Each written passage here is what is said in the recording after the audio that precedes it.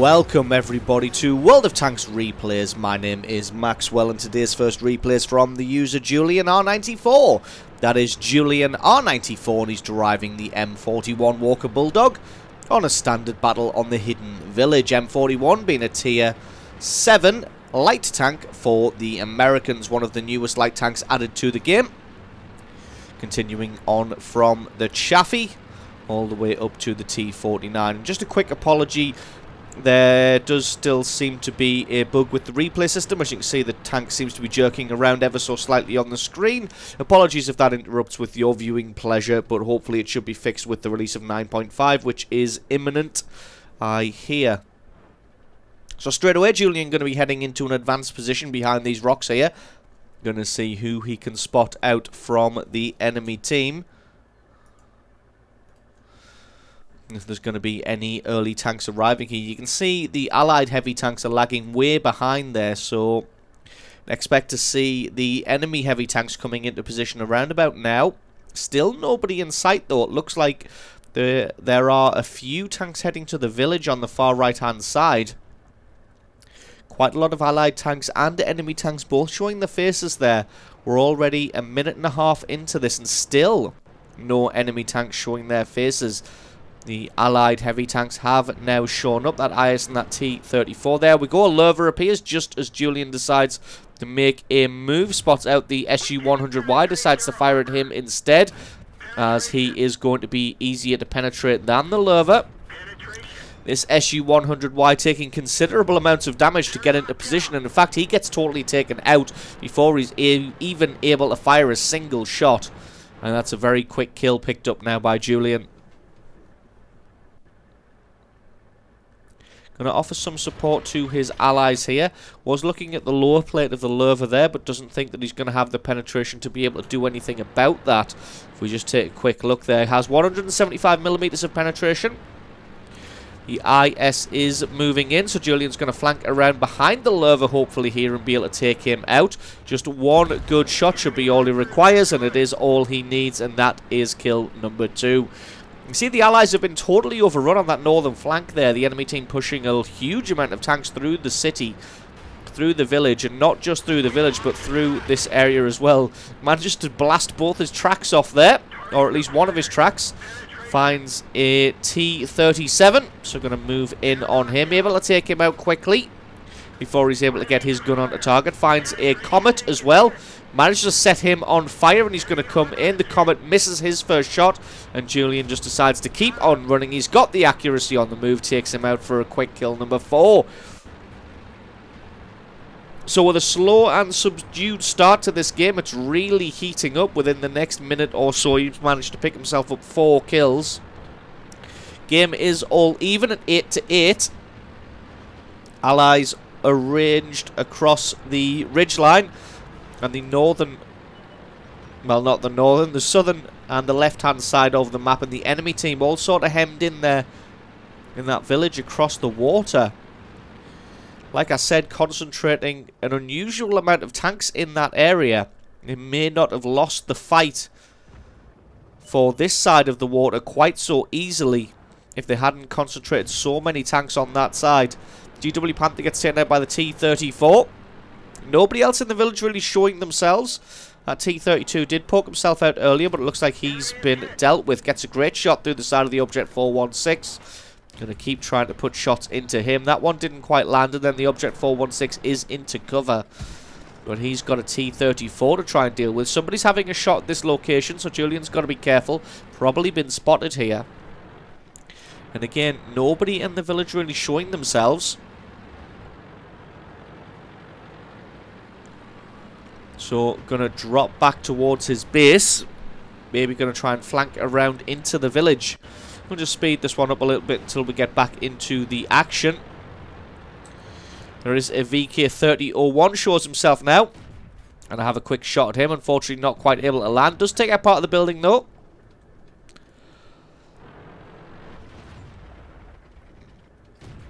VK pokes his head out just a little bit more. But again, Julian not quite able to land any damage onto him. Does find an IS. The IS elects to fire at the T-28 prototype. Probably hasn't spotted the Bulldog in the back here. And that is to his detriment as he gets taken out. And Julian picks up kill number 5. Does see an Indian Panzer across the way there. Gonna look at trying to get a shot onto him. Just has to back off just a little bit. Can he put one through the side of his turret? He can indeed. That's kill number 6. And a well-deserved Top Gun medal so far. Now he's going to make a move in on the village. Hasn't taken any damage yet. Still has plenty of hit points to play with. There is an IS and an SU-100 though. Both of those tanks have huge amounts of alpha damage. In fact, he could probably only survive a couple of hits from them. It's a good shot onto this IS here. The IS spins himself around. He looks like he's got some ridiculous traverse there. He is able to put the fire out and he gets taken out by the GW Panther. And I was a bit surprised there by the traverse speed of that IS when he decided he wanted to spin his turret and body round at the same time. He was snapped onto target within a second there. Now Julian going to be hunting down this SU-100. Got just over 400 hit points left thanks to the fact he got set on fire, so the alpha damage of the IS was even higher. If the SU-100 rolls highly, could take him out in a single shot. Does spot the SU-100 on the left-hand side there. It's going to be a coin flip at which direction he is facing. Looks like Julian's going to have a look first. He's facing this way, so don't want to poke himself out. SU-100 fades away, and he's going to make a run around the temple here. Rather than try and wait out the SU-100, he's going to use his speed and agility to flank all the way around this temple here. This SU-100 has half a brain. He's going to have advanced forward. And there he is. He gets him in the rear. There's nothing this SU-100 can do about this. As you can see, he just resigns himself to his fate. It's all over for him. That's kill number 7 for Julian. He's got to move on and try and find this Object 416. So it looks like the Object 416 did indeed deal with the T-34. And he's maybe pushed on towards the Allied base now. They do still have their artillery alive and well in the base. Last time the Object 416 was spotted, he was in and around his own base. So you would expect that's where he may be. He is losing 4 tanks to himself, so you'd expect him to do a little bit of base camping, but no. He's advanced halfway up the map so far. Julian got to be careful he doesn't fall in the river here. So that would put a dampener on his game, if you pardon the pun. T-28 prototype going to attempt to flank around, but the T-28 prototype not the fastest tank in the world. So Julian going to probably head across this bridge. Yes, he does. He's going to try and maybe head the Object 416 off from the front. Failing that, if the 416 pushes all the way to the base, he'll be able to come up behind him and take him unawares. The Lerva drowns after falling in the water, evening up the game just a little bit in favour of the Object 416. He obviously didn't think that he had a good enough fighting chance, so just drowned himself in the river. Looks like the Object 416 has moved in on the Allied base now. He's going to be going for the GW Panther. Going to see if the GW Panther can take him out with a single shot, or if he's going to be content to hide behind the building here. If Julian can pick this one up, that's going to be kill number 8 and a very well-deserved Radley Walters medal. Luckily, the Object 416 has that turret that doesn't traverse all the way around. One more shot. Didn't quite land that one. He's got to keep running, though, so that the 416 doesn't take him out. Does a skid, shoots, takes him out. Kill number 8, 2,600 points of damage. GG and the victory. So absolutely awesome replay there from Julian R94, showing off his skills in his M41 Walker Bulldog, being all over the map there and really helping win every single flank that he was present on. So awesome replay from you. Thank you very much for sending that one in. Don't forget to stick around, guys, because as always, there is another game coming right up. And our second replay today is from the user Mr. Zoidberg. That is Mr. Zoidberg 1, and he's driving the Comet on an encounter battle on the Sacred Valley. Comet being a tier 7 medium tank for the British. This tank, in my opinion, isn't fantastically great. It gets a very, very lackluster cannon, although it is fast maneuverable. Its armor's a little bit poor, but then it is only tier 7, so you can't expect armor to be fantastic at this tier anyway.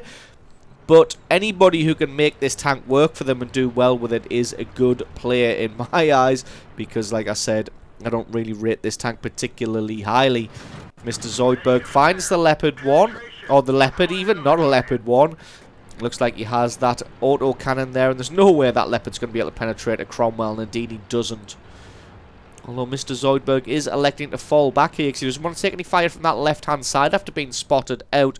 SU-100 doesn't seem to have any kind of qualms himself, though. He might find that he's in a difficult position very, very soon. Mr. Zoidberg has found a Tiger 1 and the Panzer IV there. Electing to fire at whoever he can. Panzer IV might take another shot before he's able to fall back, and indeed he does. Both of them taking cover behind the ridge line there.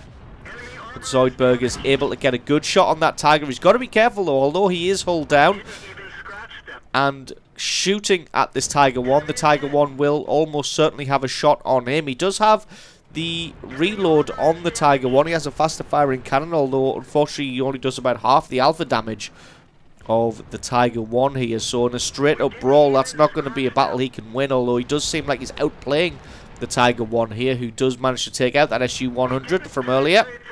Artillery comes and reins in, and for some reason he turns his turret to the right hand side and manages to take a shot through the side of his turret from Zoidberg there. One more good shot should be all he needs. He lets his cannon close in, but it's not quite enough.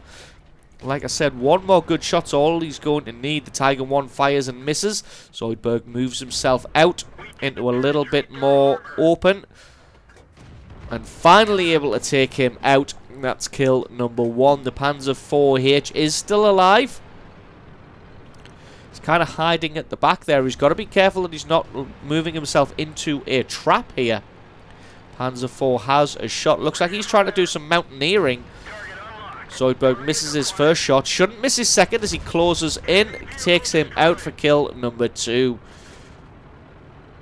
Battle progressing fairly evenly at the moment. Allies winning 5 kills to 3 at the moment. Enemy team has a couple of tanks in the north, squaring off against a couple of allied tanks here. Zoidberg thinking about moving around a flank behind them, in front of them, but decides to change his mind and move back. Enemy team evening up the score a little bit here. Looks like the teams are very evenly matched on both sides here. Zoidberg doesn't really want to move himself out in front of that ARL or the M445, but to be honest, the T29 and IS should have the better of that battle. They should be able to win it without Zoidberg's help here, who finds a Fury out in the open, gets one good shot against him. Can he land a second? Not quite. The Fury not able to get any damage back in return. And this is going to be a fight that the Cromwell should easily be able to win unless the Fury is very good at angling that front plate. And then Zoidberg's going to find it difficult to penetrate him. Does have a Wolverine coming in from the left-hand side, hopefully to offer some support here. Does land another good shot on that Fury, who misses his return fire and then takes some cover. Wolverine comes in from the left-hand side here. Hopefully he'll be able to get a shot on the Fury from his elevated position. You can't really rely on it. Looks like the Fury is now focusing on the Wolverine rather than on Mr. Zoidberg. So this should allow him an easy chance just to take him out. That's kill number 3. A little bit of a slow-paced game so far, but this one is just slow, methodical, and by the book. VK3001H moving in on the Wolverine from the south there. Looks like Mr. Zoidberg might be trying to close in on this AMX M445. But to be honest, the IS should win that duel as soon as he pokes himself around the corner. Should be able to take him out no problem. And indeed he does. And that kind of leaves Zoidberg with nowhere else to go. So he's going to... Well, he's still going to head round to this right-hand side for some reason. But there's nobody here. Going to try and maybe help out with his VK3001. But again, the IS should win that duel as well. Even being on low health that he is.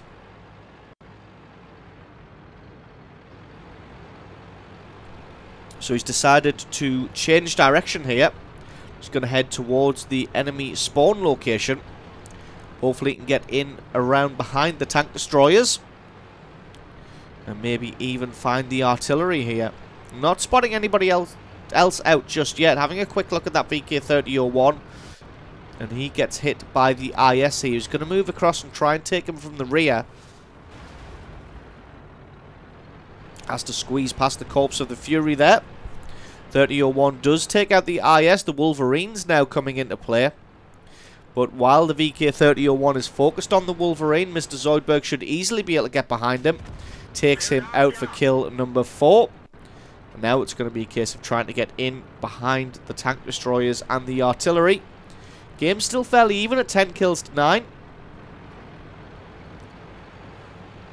Allies have won the northern flank now. The middle of the map is completely open and the south looks fairly even.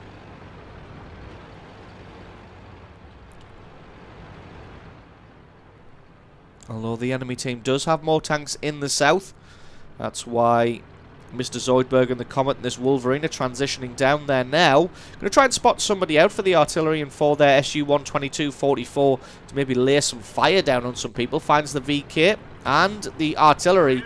Takes a hit from the front by somebody. Not sure who that's by. Takes a hit in the side by the GW Panther. GW Panther's coming in for the ram. He's got to take him out as quick as he can. He does take him out before he gets hit. If that GW Panther had rammed him there, the size of that thing might have been enough to take him out.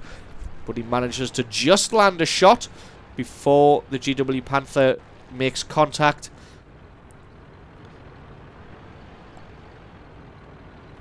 AT-8 looking in this direction. Looks like he's now switched his attention across to this Wolverine. Mr. Zoidberg going to attempt to get some shots on him. Got to be careful. He's only got 295 hit points left himself. And with the cannon that he's got, he's going to find it difficult to penetrate the AT-8. Going to focus in on his weak spot. Doesn't want to hang around. But the artillery comes in here and takes him out. But it looks like the SU-152 is able to get the retribution kill. And takes out the allied artillery. Game is completely even now at 12 kills to 12. SU-152 down in the valley. Takes out the SU-122-44 as well, which is such a shame because that's their highest DPM tank on the field. And this has now swung into the favour of the enemy team, winning as they are 13 kills to 12. They've got 2 VKs and SU, and the allies have only got Mr. Zoidberg himself with just under 300 hit points and that SU-14-1 artillery piece, which is up on the mountainside there. Probably going to get taken out by the VK-3002M any minute now. Finds the 3002D. Going to try and get some damage on him as he backs away. He's able to get a little bit on there, but he's only got 85 hit points left himself now. And this VK-3002D should easily be able to charge him down and win this one. Was trying to get into a position to offer some help to the SU-14-1, but it looks like he gets taken out. He didn't make a run for it. Not that he had anywhere that he was able to run to. Now he's got to be careful that he doesn't just get totally charged down by the 3002. It looks like he is going to get charged down, but he bounces one shot. VK-3002 not quite able to aim correctly here, so Zoidberg might have the best of this battle. He has the reload, takes him out. Kill number 6, but now he's all alone against an SU-152 and a VK-3002M. 3002M has 340 hit points and the SU-152 has 310. The VK was last seen on the mountainside, taking out their artillery, so you can imagine that he's probably making either a beeline for the cap circle or this bridge here. Zoidberg was last spotted taking out the 3002D. Zoidberg going to get into a position where he can hopefully see the cap circle and the mountainside. Does see the 3002. Going to try and get a shot onto him. Rushes his first shot and misses. Looks like the 3002 hasn't spotted him yet. Misses his second shot as well. Plants that one right into the ground just in front of him. Has a blind shot just in case. He can't afford to take any damage whatsoever with only 85 hit points. Looks like the 3002 still hasn't spotted him. Looking all over the place. Not quite sure where these shots are coming from. Hopefully Zoidberg is going to be able to take him out. Looks like he may have spotted him now, although his gun is still looking all over the place. Maybe Zoidberg is somehow still hidden. Takes him out for kill number 7. This just leaves the SU-152. Got to play this one carefully, though. The cannon on the SU-152, even with considerably more hit points, would be enough to obliterate the Comet. But with him only having 85 hit points, the SU just needs to breathe heavily on the Comet, and he's going to be able to take him out. Comet now got a square off against him. He is in the cap circle, which means that Mr. Zoidberg isn't going to be able to just waste loads of time. He does still have a minute and a half. But he's got to formulate a plan. And he's got to come in against the SU and take him out. With average rolls, it's going to be probably at least 3 shots to be able to take out this SU. He's out in the open, kind of hiding behind the rock there. Not quite able to land any damage that time. That one didn't go through the armor. That one did. The SU's fired. He's got a little bit of time, although the SU doing the smart thing of backing off behind the rock while he reloads that cannon. His shot went way off into the sky there. Not sure where the SU was firing. Seems like a bit of a running theme with this team. Enemy tanks pointing in strange directions rather than directly at the Comet here. So they've got a rock between them. Comet's going to have the advantage in this situation. SU-152 backs out of the cap circle accidentally there, I'm pretty sure. Not that it really matters, as he's not going to be able to get a base capture off at this time now. So the Comet is fast and maneuverable and quick off the mark, but the SU-152 has the traverse speed to be able to keep up with him. Mr. Zoidberg just backing off out of the cap circle. He's trying to get some height to see if he can put a shot through the roof of the SU-152. He can indeed. Having a look to see if he can put a second one in there, but the SU taking cover. Oh, rushed that shot just a little bit, as he didn't quite have time to aim it properly as the SU-152 was maneuvering. Only got 4 hit points left now, so anybody is going to be able to one-shot the other person here. Mr. Zoidberg doesn't want to get himself into danger. And like I said, he has got the speed and the maneuverability, but this SU should have the traverse to be able to keep up with him, especially at this distance. You can see Zoidberg just heading forwards and backwards, right and then left, in an effort to try and get the SU to make a mistake. If he can get him to make a mistake, he should be able to take advantage of it, but as you can see, the SU got more than enough traverse.